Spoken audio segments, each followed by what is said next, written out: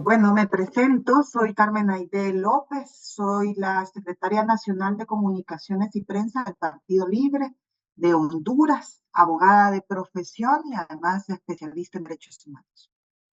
Sí, lamentablemente, posterior a la imposición de Nasri Asfura, un presidente que fue literalmente colocado en su cargo por el auspicio del gobierno de los Estados Unidos, especialmente el señor Donald Trump, en medio de muchísimas irregularidades y además fallas que pueden constituir fácilmente un fraude electoral dentro del órgano electoral, pues nos hemos visto en una coyuntura de retrocesos muy acelerada, no solo en cuanto al alza de los precios de la vida, el aumento del precio de los combustibles, que está colocando a la mayoría de la población en una crisis económica, de nuevo, construida de maneras muy aceleradas de parte del poder económico en nuestro país, pero sobre todas las cosas también ha significado para los que representamos este proyecto, el proyecto de libertad y refundación, eh, pues una campaña sucia, permanente desde los medios de comunicación, persecución muy bien definida hacia los liderazgos de mayor envergadura en nuestro partido. Y bueno, y yo creo que uno de los golpes más fuertes posterior a ese golpe electoral que sufrimos en diciembre del 2025 fue el que sucedió el día de ayer en el Congreso Nacional, que literalmente las fuerzas conservadoras que se constituyen en el Partido Nacional y en el Partido Liberal, bajo una alianza, que además es una alianza que se expresa en el gobierno, literalmente están haciendo un cogobierno, en el Congreso Nacional decidieron destituir al fiscal general de la República, el actual, justamente porque es un fiscal que no responde a los intereses de esa élite económica a la que ellos se deben y porque pues para ellos ha sido imperdonable lo que ha sido el avance de investigaciones y causas en su contra, justamente por los antecedentes de crimen organizado y de narcotráfico que representan muchísimos miembros del Partido Nacional, como bien han aprendido pues del capo mayor que se encontraba preso en Estados Unidos, Juan Orlando Hernández, y que fue indultado también por Donald J. Trump. Bueno, el procedimiento inició el día de ayer. El problema fundamental con la figura de juicio político es que no está regulada conforme a principios de legalidad o debido proceso. Es literalmente el poder contar con los votos para activar el mecanismo. Los votos necesarios son mayoría calificada, son 86, lograron aprobarla el día de ayer con 93 votos porque en conjunto ambos partidos tradicionales tienen una mayoría mecánica en el Congreso Nacional y desde el inicio han estado aprobando toda una serie de proyectos y de leyes que sobre todo van dirigidas a devolver favores al poder económico y a retroceder en derechos en cuanto a materia legal, ¿no? Entonces, el día de ayer se oficializó la entrada, digamos, en vigencia del juicio político contra Joel Zelaya, el fiscal general, y su suspensión inmediata, nombrando como sustituto al fiscal general adjunto en este momento porque supuestamente inicia el procedimiento. ¿Cuál es el problema? El procedimiento literalmente es el nombramiento de una comisión pequeña de diputados, que vale decir que todos son de su partido, y estos crearán un informe, básicamente, donde darán cuenta de las supuestas fallas o las supuestas infracciones del fiscal general, que vale decir que no son penales, sino que son políticas, ¿no? Entonces entra en el mar de lo subjetivo, entra en el mar de lo indefinido y eso, pues lo que pasará, lo que nosotros estamos preveyendo es que es inevitable su destitución, sino que durará pues dentro de 2 semanas por mucho, que ellos presenten el informe, eh, que se afiance en el Pleno. Lo que nosotros sí estamos defendiendo mucho como partido, como sociedad hondureña, es que se le dé la oportunidad de defenderse ante el Pleno del Congreso Nacional de la República, como lo establece la ley de juicio político. De las pocas cosas que tiene dentro del trayecto del juicio es que en un momento posterior a que refrenden el informe, la comisión creada para ello, él tendrá la oportunidad de defenderse. Entonces, el problema fundamental es eso, que es una figura que atenta contra garantías judiciales, garantías de derecho a la defensa, de legalidad, Y además es apenas el inicio, eso es lo más grave que nosotros estamos identificando, es que es el inicio justamente para empezar toda una serie de medidas de persecución judicial que vengan incluso a acelerar la destitución de las demás autoridades que están nombradas en representación del Partido Libre en los órganos electorales. Lamentablemente, pues creo que muchos de nuestros compañeros y compañeras líderes tendrán que recurrir al exilio de nuevo. Para nosotros es especialmente sensible, ¿no? Porque también venimos de esa misma etapa posterior al golpe de Estado del 2009. Son los mismos actores, el mismo capital económico privado, atrincherado con fuerzas de seguridad que además responden a cárteles y a grupos del crimen organizado que se impusieron de nuevo al poder. Por eso nosotros decimos, acá no ganó Nasria Fura, acá en Honduras ganó el crimen organizado las elecciones y estamos pues ya teniendo las consecuencias al respecto. Una de los efectos también muy inmediatos fue el pico en violencia, que actualmente básicamente estamos duplicando la cantidad de homicidios y femicidios durante estos primeros meses en comparación al año pasado. Y mientras tanto, los diversos programas de seguridad ciudadana se encuentran totalmente paralizados, ya que no han logrado tampoco, digamos, entrar a gobierno con la fuerza, la planificación, la visión que se necesita para echar a andar un país. Entonces, eso justamente vinculado con la polarización y la persecución política plantea un escenario muy sombrío para cualquiera que se atreve a hacer oposición o disidencia, ¿no? Pero nosotros estamos muy comprometidos con, en la medida de lo posible, quedarnos en nuestro país. Creemos que sobre todas las cosas necesitamos acuerparnos entre nosotros y nosotras y lo sabemos, ¿no? Para las personas que son simpatizantes, militantes de la causa, que sus liderazgos permanezcan firmes, es muy importante y nosotros reconocemos que estamos en este momento, pero también diseñando, pues, los planes en seguridad necesarios para que podamos preservar la vida y la causa pues a mucho más largo plazo.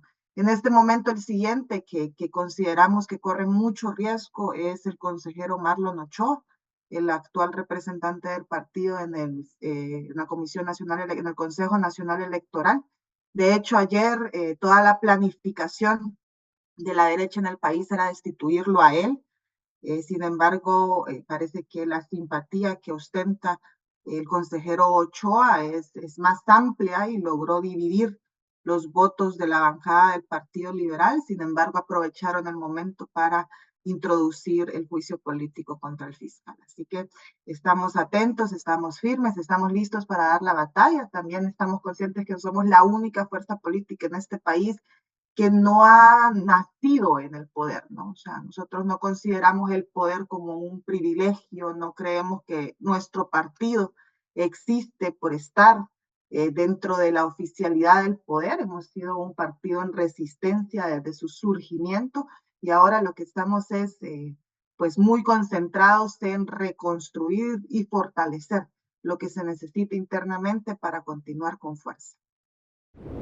Sí, definitivamente creo que Honduras es un ejemplo importante para toda la región, como ha solido serlo en el pasado reciente, porque nosotros, en nuestro caso, digamos que la imposición y el golpe electoral que sufrimos en diciembre no se dio por medias tintas, por tibieza, por algún tipo de flaqueza, ¿no? En la aplicación de un programa socialista de bienestar para nuestra gente durante el gobierno de la presidenta Xiomara Castro, sino todo lo contrario. A Honduras y la abogada Rixi Moncada se vuelve una amenaza muy grande porque más que retroceder, radicalizamos lo que sería el posible segundo gobierno, la campaña, las propuestas, la visión, finalmente una mirada muy aterrizada de lo que ha sido la cooptación del poder financiero en Honduras y las diferentes repercusiones y cómo al menos retroceder o enfrentarlo, ¿no? Y obviamente eso implicaba señalar culpables históricos con nombre y apellido, que son los que amasan la mayoría de la riqueza de nuestro país. Y definitivamente eso molestó a una élite económica muy poderosa en el país, que además está afianzada en los medios de comunicación que crearon una campaña totalmente injusta y aberrante en contra de este proyecto. Entonces creo que eso lanza eh, una lección, ¿no? Tenemos muchos gobiernos progresistas recientes que más bien fueron juzgados quizás por esta tibieza, ¿no? Y luego lamentablemente traicionados en lo interno y en lo externo. Creo que eso al menos nos da a nosotros un poder de palabra, de compromiso, de visión, de historia, con el que lograremos preservarnos, pero también creo que es importante que no que veamos al enemigo en todas sus dimensiones, que no lo subestimemos, porque justamente estas élites económicas y criminales están muy bien posicionadas en lo que es el actual gobierno republicano de Donald Trump, y eso implica pues que su prioridad es justamente echar a andar esa política exterior regional de control de todos nuestros países y que no están teniendo ningún tipo de contemplación y consideración. No lo tuvieron en Honduras a 5 días de las elecciones en pleno silencio electoral.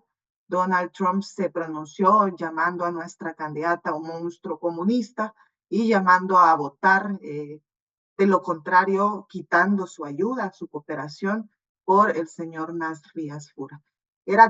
Fue tan evidente la imposición que por eso estamos en este momento de estancamiento. Nadie creía que el Partido Nacional volvería al poder y peor con este candidato que de verdad no movilizaba ningún tipo de simpatía. Acá estamos, ¿no? Y creo que es importante levantarse de lo que es esta embestida. Así se siente como que te pasó un tren encima y de pronto estás viendo los escombros, pero bueno, los revolucionarios somos optimistas. Hace poco regresé de Cuba también apoyando a ese heroico pueblo, a ese noble pueblo que le está pasando muy mal también. Y justamente eso decía el presidente Díaz Canel, los revolucionarios somos optimistas, no tenemos ningún margen de posibilidad de desfallecer, de desconfiar, de desesperanzarnos. Así que hay que seguir y realmente México para nosotros es un faro en muchos sentidos, lo que ha sido el avance del gobierno de la presidenta, de la Cuarta Transformación como proyecto, es una esperanza y hay que cuidarlo con todo el corazón, la militancia y la práctica revolucionaria que necesita en este momento para que continúe siendo esa luz para toda la región.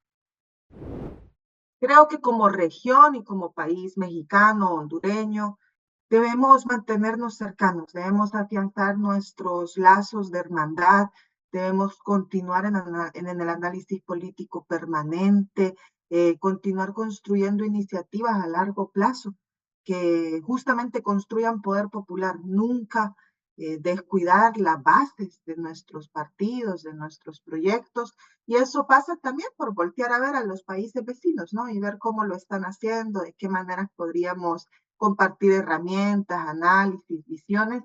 Por ejemplo, a mí me parece, y es en la labor en la que me encuentro actualmente, que las técnicas, la estrategia comunicativa de los proyectos progresistas en este momento es crucial, sino, bueno, digamos no la más importante, pero de las más importantes para transmitir nuestro mensaje y no permitir que sea este poder mediático corporativo quien dé la proyección de qué es lo que estamos haciendo, qué significa, bajo qué símbolo, ¿no? Entonces, creo que debemos unirnos alrededor de una comunicación que lidere, que permita además traer objetividad sobre los hechos y plantear una imagen distinta de lo que están haciendo los medios de comunicación contra nosotros. Ellos se encuentran muy bien atrincherados y aliados, ¿no? Entonces creo que nosotros también debemos avanzar justamente en esa temática o en ese enfoque de cómo unirnos a través de la disputa de la narrativa, ¿no? Y para ello seguramente tendremos que hacer muchas cosas a futuro. Muchísimas gracias, fue muy bueno estar acá contándoles un poco de nuestra realidad. Seguramente se va a repetir. Un gran abrazo y que viva la Cuarta Transformación.